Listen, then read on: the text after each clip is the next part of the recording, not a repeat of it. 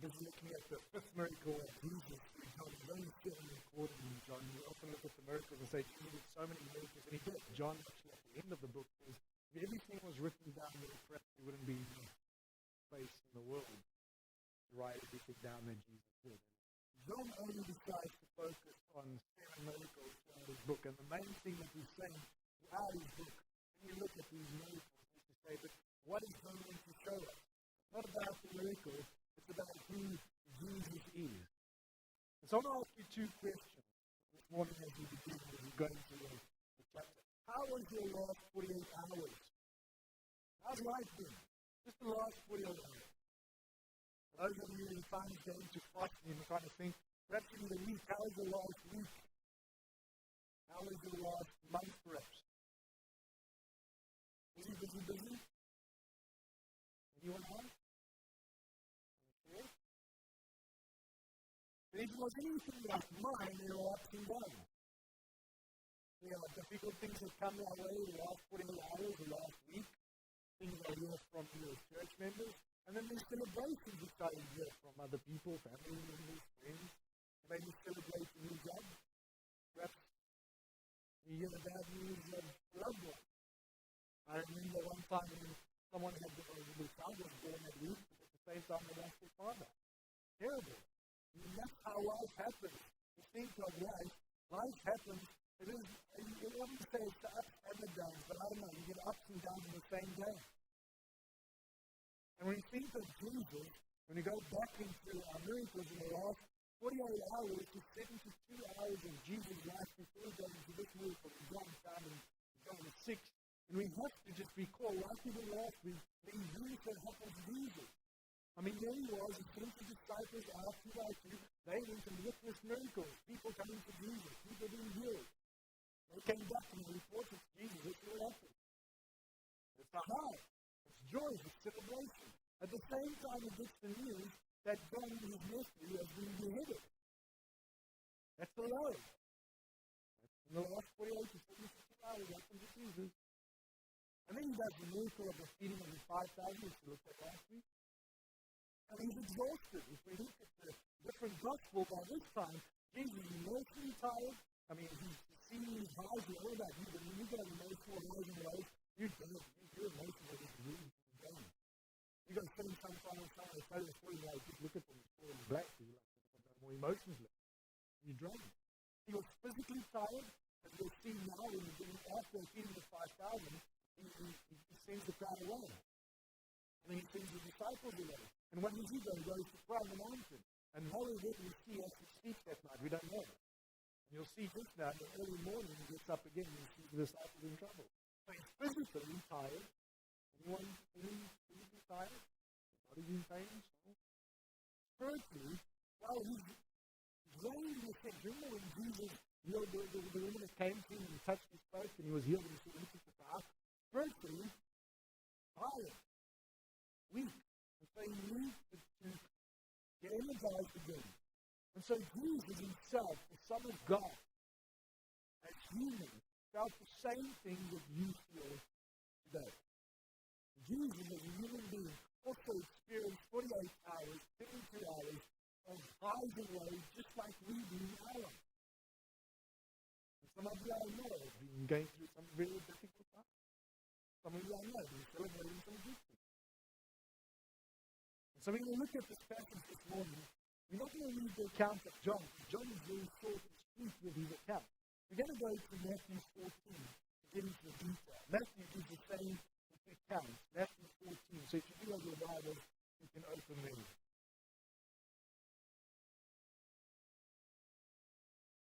We're going to be reading from verse 22. Immediately Jesus made the disciples get into the boat and go on ahead of him to the other side, while he dismissed the crowd. After he had dismissed them, he went up on the mountainside by himself to pray. Later that night he was there alone, and the boat was already a considerable distance from land, buffeted by the waves because the wind was against it. Shortly before dawn, Jesus went out to them, walking on the lake. When the disciples saw him walking on the lake, they were terrified. "It's a ghost," they said, and cried out in fear. But Jesus immediately said to them, "Take courage, it is I.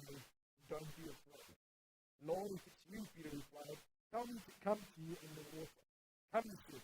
Then Peter got down in the boat, walked on the water, and came towards Jesus.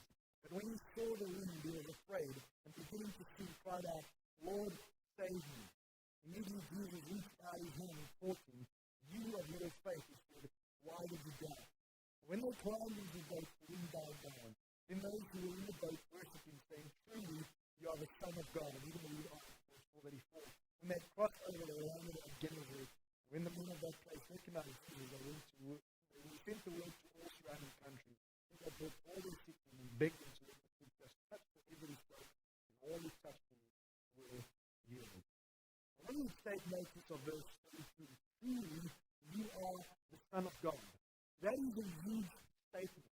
A huge statement that the disciples cry out after the significant events of the miracles that just took place. By the way, I say miracles because it wasn't just one, there was a few. There was 3 4. They cry out, truly you are the Son of God. That Son of God is also saying the Son of Man. Not meaning you're a child of a man, but actually you both. You're human flesh. You're God in flesh, but you also God deity. And we see that in the way that the miracle takes place. It's very important. I'm going to keep on referring to this Son of God. First of all, we see the God, the Son of God in prayer. The last 48 hours has been dramatic. It's been stressful. He's experienced the intense emotions of what life hits us with. And Jesus, what does he want to do then? He sends over to Israel, he sends his disciples away, and he says, I'm going to go and be with my Father in prayer. That's the first thing Jesus does. Verse 22. He leaves no disciples to leave the boat, go on ahead of him to the other side, while he dismissed the crowd. After he had dismissed them, he went up on a mountainside by himself. It teaches something about how do you cope with the last 48 hours. I said there were 2 questions. The first question was, what was your last 48, 72 hours like? Number 2, how did you cope with it? How did you deal with the joys, the celebrations, and with the struggle? You don't see Jesus, a really valuable lesson. He goes and he prays, spending time with his Father where he knows that he has been rejuvenated. Now this seems to be a conundrum. I thought you need sleep to rejuvenate. Yes, it's part of it. You do need physical sleep. I enjoy my sleep. But you also need spiritual rejuvenation. Once attended, I was still a younger Christian. I was busy working, just started working for the church. We did evangelism, and we did a course. And the night before, some of the church members had an all-night prayer night. Now, you know how all-night prayer night works. It's a worship, prayer, and there's not much sleeping. Okay? And some of those members came to the training, which was taking place from around 8:30 to about 1 o'clock. They tired. Then their bodies are tired. They need sleep. They need training out. And yes, I asked them a question about how you feel. Are you tired? Is your body and the pastor who was leading the group interrupted me. He said, you know nothing about all-night prayer? If you know all-night prayer, you won't be tired. When you're coming to spiritual things, obviously afterwards, your body's going to be tired and you're going to want to have a nap. But when it comes to spiritual things, who was sustaining Jesus? Who was sustaining these members who sat in front giving teaching on that day when I was in there? It was God. And this older, wise, and mature pastor pointed that out. When you spend time with Christ, doesn't matter if it's all night, you will be rejuvenated. Physically, emotionally, spiritually. So the first thing that we're going to learn from Jesus is when the trials of life hit us, we need to take some rest and rest in God. Which does include sleep. Which does include emotional life. Which does include spiritual life. In His Word and in prayer. And then we go to the next part of seeing Jesus, not just only in prayer, but speaking to His Father and He's seeing what's happening in front of His eyes. The all-knowing God. Now, Jesus on the mountain, what happens? He sent the disciples away, and he sent them, by the way, in the early evening. It was roughly from that day before about 5 p.m., 6 p.m. in the evening. Because the Bible talks about the first watch. Now, if you know anything about Roman counting, it's to count the evening watches. Watch 1, 2, 3, and 4. Watch 1 would be roughly from 5, 6 p.m. to about 9. So 3 hours would be 12 hours and 3 hours. For each shift, there would be a watchman. And so the Romans were counting watches. And Jesus sent them out on the first watch. We'll read it in the other accounts, in Mark and John. The first what? Jesus said, so roughly about 5:46 that evening, Jesus sent them out in the boat. And then Jesus is now early morning. They've been out for quite a while. Probably, if you calculate, very roughly about 9 hours. They've been rowing. They 4 miles in. What's a mile? About 6 kilometers? 4 miles? 7 maybe? 4, 6 something? They're in the middle of this lake. And they still rowing 9 hours later. Man is the storm. And there's a storm obviously that's happening. And Jesus is watching, obviously on the mountainside, but what you've got to remember is this is Jesus, the Son of God, all-knowing God. He knew what's about to happen next. He knew what he was supposed to do. He knew what's going to happen on the other side when he gets over. And he knew God's going to do something amazing too. He was all-knowing. Today when you sit here, God knows you. God knows your heart. He knows your thoughts. He knows the words that you said the last 48 hours. In other words, you might as well, no matter who you are, what you do, you might as well just say, okay, God, if you are, you know me, right? This is what I'm thinking. You might as well just be upfront. And God wants to hear that. It's like a father. And there's a few fathers in the house and children. You want to know what's going on in your children's mind, don't you? Parents children, that's really best. Second year of high school. I was one of the worst years of high school. Terrible. Year 9. But my mom was trying to drag out of me. What's happening? I just kept quiet. And she's like, what's happening? I just kept quiet. And it's the same thing when it comes to God. He wants to know what's on our heart, whether it's bad things, whether it's struggles, whether it's questions. He wants to know. He says, yeah, I have. Because he's the all-knowing God. And Jesus is the all-knowing God. And he's watching all of this take place in front of him. Job 28 verse 24 says the following. For he views the ends of the earth and sees everything under the heavens. John 21:17, Peter said to him, Lord, you know everything. You know that I love you. Jesus said to him, feed my sheep. That's at the end of Peter's journey with Jesus on earth. Jesus, you know everything. So it's not just God the Father who knows everything, Jesus also knows everything. Well, I'll share with you what's been on your heart for the last 48 hours. The last week. You know everything anyway, so just be honest. You can share with him. And we see something else about Jesus now as the miracles take place. Jesus is the omnipresent God. I started to think about this miracle which we read in Matthew 14 from verse 25. Let's look at verse 25. Shortly before dawn, Jesus went out to them, walking on the lake. That verse in itself is a miracle. Now we're going to ask ourselves, what is a miracle? What is the definition of a miracle? Some might say it's an extraordinary event. Yes, it is. Someone say it might do something. Someone gets rid. Yes, it is. Someone might say when. You know what a miracle is in two definitions? A miracle is when the law of nature, when physics, when chemistry, when the laws of medicine are bent or broken or changed so that something miraculous can take place. Here's the law of physics. You put a stone or a pebble into water, it's going to drop. Our law, if you go walk on water, you're going to drop. Alright? I need a surfboard to stay on top of the water.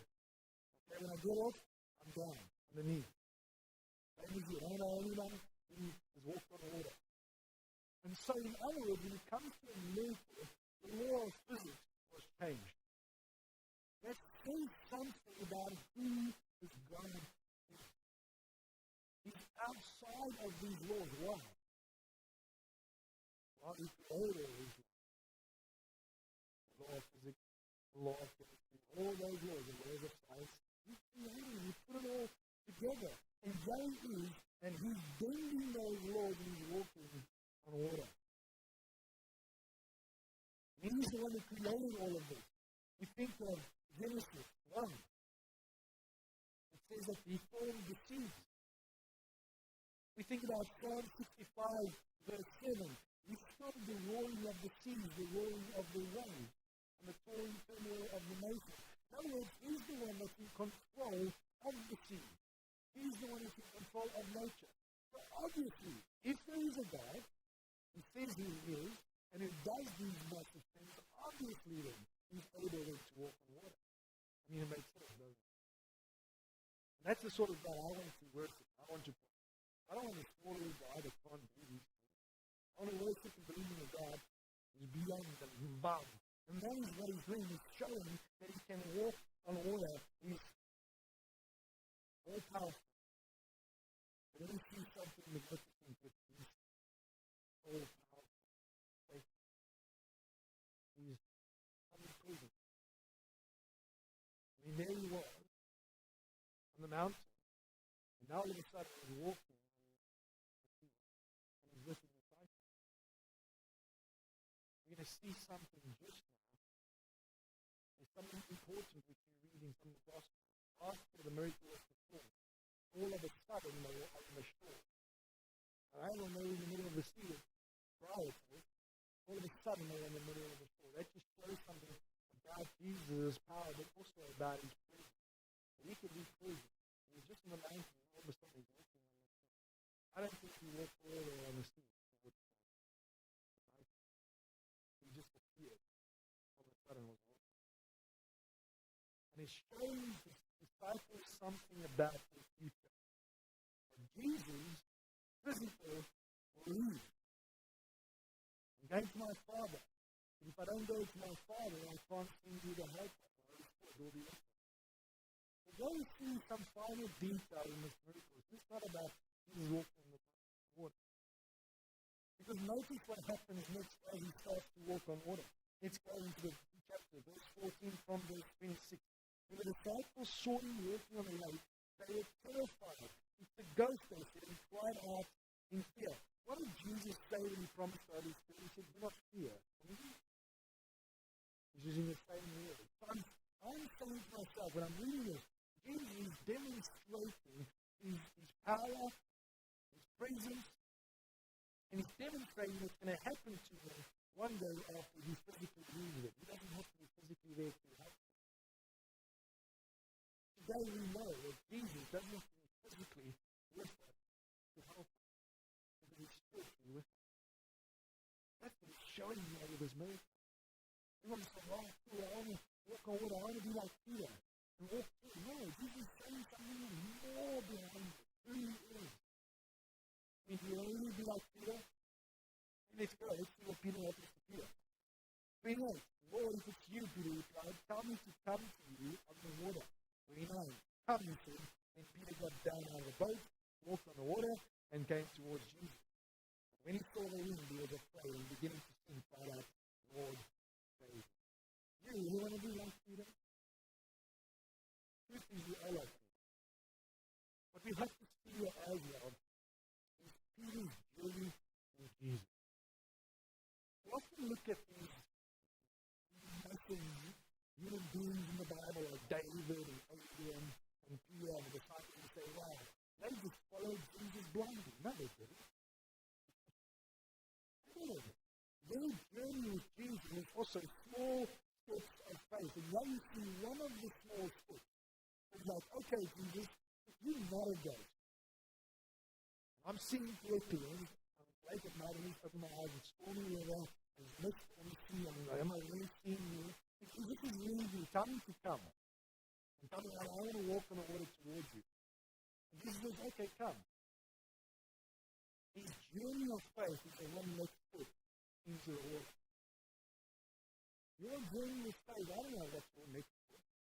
We each have another next step to take. How it looks like is different, but I pray that God will show you what he is doing. Jesus is saying, come. We think of the word come. How many times is it repeated in the Bible? Come all you are weary. Come to me and I will give you rest. When in John 1, when John, Jesus' nephew, John the Baptist, had his two disciples with him, he pointed to Jesus. He said, here. And then Jesus said, what do you want from the two disciples? They said, but where are you staying? And Jesus said, come and see. You see, this word comes as an open invitation to say, come nearer, come closer. I don't know about how close you are with God, but I want to get more close. Because closeness means more obedience. Closeness means more trust. Closeness means I can take that first step like Peter did and start to walk. And I'll walk. I'm walking. Like Jesus promised. Why? Not because I want to, but because Jesus said so. That's the whole point. What you've got to see here is obedience is in trust. And Jesus says, come, and so I can come. I can trust. I can walk. And you've got to take that next step. And then what happened? He walked all the way to Jesus. No, he didn't. What did he do? He started to join. Why? Why? He took his eyes of Jesus. And you skipped all the other points that I had in the middle. And you went to my notes. Exactly. He took his eyes of Jesus. Why? What happened in between that? Well, physics said you're going to think when you're walking on water. And he looked down and he said, but this is not his reality. That's what I want to tell you. His reality was, this is water, I need to see. He started to look at his reality. I'm using these words carefully. His reality. His reality was the storm, the wind. Maybe the wind was starting blowing him over a little bit. His reality was those high waves. How many of you been in deep sea? On a little boat. Not a big one. No? How many of you have been in stormy deep sea? On a little boat. One or two. How many deep sea? Not in a stormy boat. But 3 meter size. Now 3 meter size in a deep sea, you think it's not too bad. It's bad. And you down here, the waves up there. You're fishing, listen, I've done this. In South Africa. I was about 10 years old, my first deep sea trip. Caught one big, nice green fish. I was dead tired, and then I started getting sick. Luckily not too sick. But anyway, late in the afternoon, because that's what the wind does, the wind picks up in the afternoon. Later on, I started to get my way in and out again, and I started to fish again. And literally at one stage, my fishing line was going straight. My physics didn't go down. Why was it straight? Well, that's where the water was. The water was higher than I was. You go up, and then you go down. Then you go high. Some of you have might experience that. And that's what happened. So I want to see people walking and like, oh dear. Oh dear. And his reality is not Christ's reality. Christ's perspective is way different. Christ's reality is that he's the Son of God. Omnipotent, omnipresent. That's easy. And this miracle is not about walking on water or anything. You can get it wrong today. It's about Christ's reality and who he is. And we often forget that, don't we? How did you 48 hours look this last week? How did your last week look? The last month? God? Fire? Celebration? Just like Jesus. How's your journey with Jesus then? Is Jesus teaching you something? It doesn't look at your reality, look at my reality. In other words, that's the point. Look at me. Fix your eyes on Christ. Colossians 3 also says the same thing. Fix your eyes on Christ, heavenward. Where Christ is seated on the throne. The reality is, your word is shaken. The reality is there's wars all over. And you would count the wars, maybe over 100 wars. The reality is there's illnesses. You're going to get into some painful soon. The reality is there's family members who are in hospital. You're perhaps going to go to hospital soon. The reality is we don't even know what the next 48 hours bring. There's joys, there's celebrations, there's highs. But the reality is that Jesus is in control. And he shows it by walking on the water. And then, look what happens next. Jesus cries out in verse 30, but when he saw the wind was afraid, the beginning stinks, he cried out, Lord, praise verse 31 and 32. Immediately Jesus reached out his hand and caught him. You have little faith, he said. Why did you doubt? And when they climbed into the boat, the wind died down. of all, Jesus calmed the storm and then rescued him. Jesus first rescued Peter. And he put his hand in the kitchen. You see, when storms and trials come, it feels like the ground is shaking and it feels like we're on loose ground.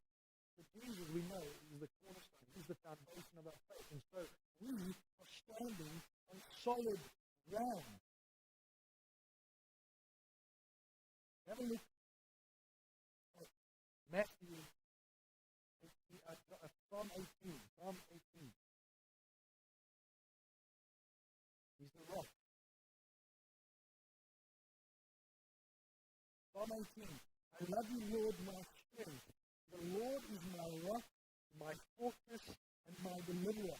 My God is my rock, in whom I take refuge. My shield and the horn of my salvation, my stronghold.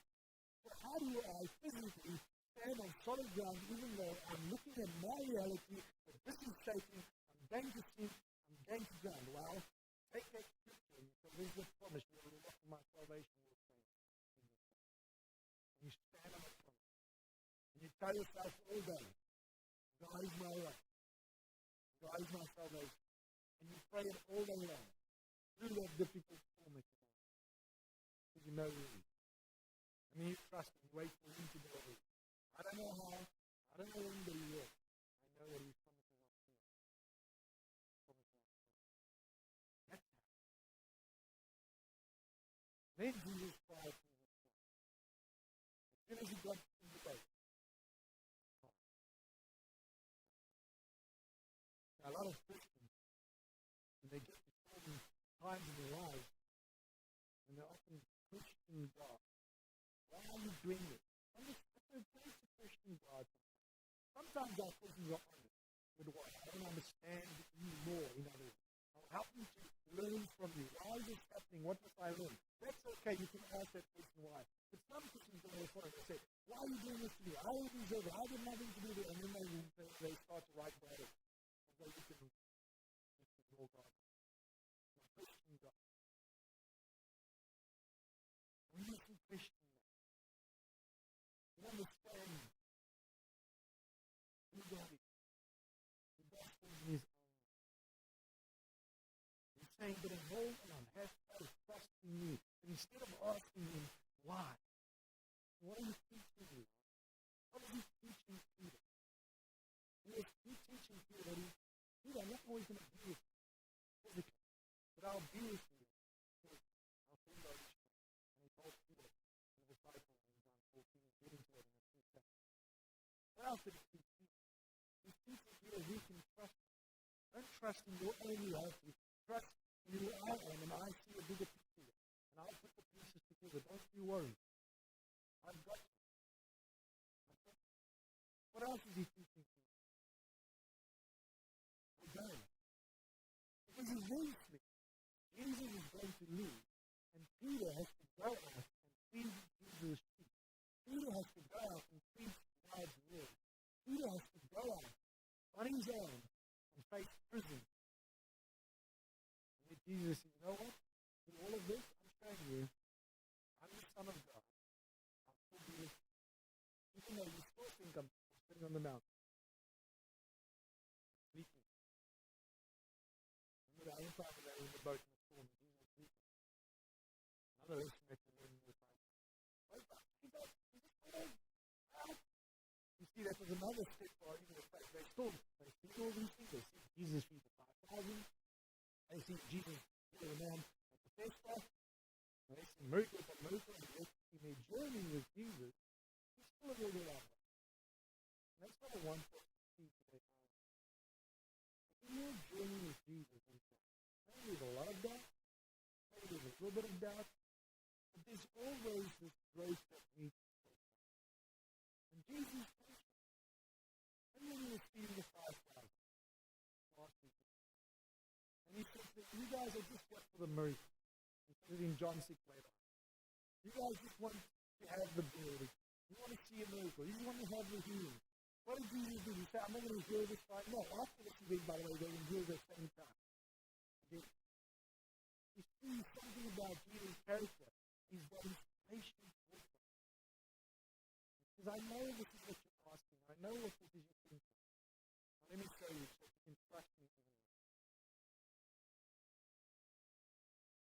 greater plans for us. And He's teaching us valuable lessons. Psalm 145 verse 18 says the following. The Lord is near to all who call on Him. To all who call on Him in truth. God knows your heart. It is the promise. I don't know what the last 48 hours looked like last week, but God is near to all who call on Him. Just to say, God, I don't know, but I'm going to trust You more. Take me this storm. I don't know how I'm going to trust You. Lord, help me.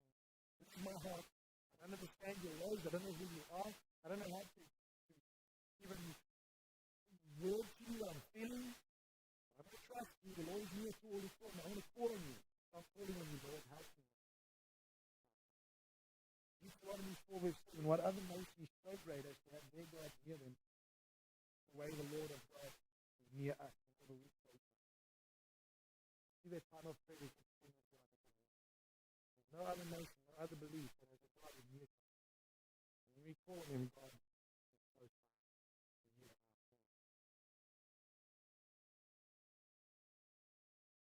Jesus bends the laws of physics, the laws of nature, because He was Son of God. There is difficult times in our church life. Then, there's some difficult times.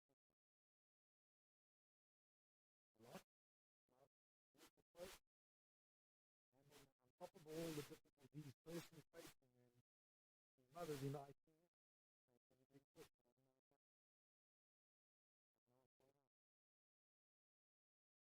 A lot of the others around here, people that have experienced cancer, family members who have got cancer, lots of going on. There's your tribes who finish school, writing exams, and they're stressed, contemplating what's happening with their future. Some of them are lonely, some of them are unsure, and because of that, they're stressed. Where are you going to change? How did you cope with the last 48 hours? This miracle is showing us that we can cope with the trust in the Son. He ain't anyone. He's everything. If you get into difficulties, God wants to reveal Himself through this. He wants to teach you that you can trust Him. Life is not a highway. It's not getting in a nice Mercedes Benz on a smooth ride. Life is more like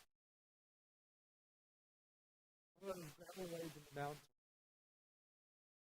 You know when you get to the top, it's going to be a beautiful view. But you get there, it's a hard slog. Turns, potholes, rocks, difficulties. And what this passage is teaching us, this miracle, is that Jesus is with us. He can see everything. He's not sitting on the mountain, He's sitting on His throne. Jesus is not walking on the water towards us, He is with us. That's His Son. He's capable of being more of our reality than we even understand. Therefore, we can know His promise that your future will be okay. You will be okay. With Christ, the Son of God. Let us pray. Jesus, this was a big moment in the lives of the disciples and the lives of Peter. He learned some valuable lessons. Because at the end of this miracle, He calmed the storm. He said, truly, you are the Son of God. He took another big step of faith and said, truly, that who you say you are, you are. And so He sees this growth in His faith. That perhaps for some reason He doubted a little bit up to this moment. He said, truly, you are God. We know later on Peter was going to learn another valuable lesson as He denied you, but then you brought Him back to Him again. And Lord Jesus, this morning, you understand the last 48 hours of each of us. You know what's on our mind. You know what we're going through. You know the questions we have. You know the struggles we deal with. You know the things we're celebrating. And in Jesus, the all-knowing God,